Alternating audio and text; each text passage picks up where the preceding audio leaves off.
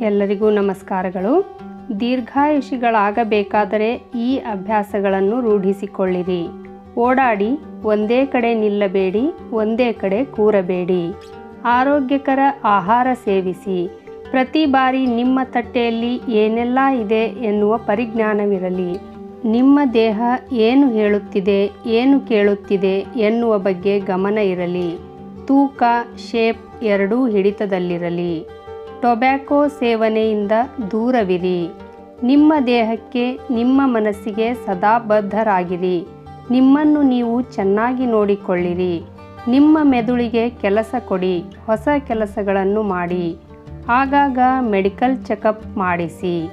ಮದ್ಯಪಾನ ಬಿಟ್ಟು ಬಿಡಿ, ಆಗದೇ ಹೋದರೆ ಕಡಿಮೆ ಮಾಡಿ.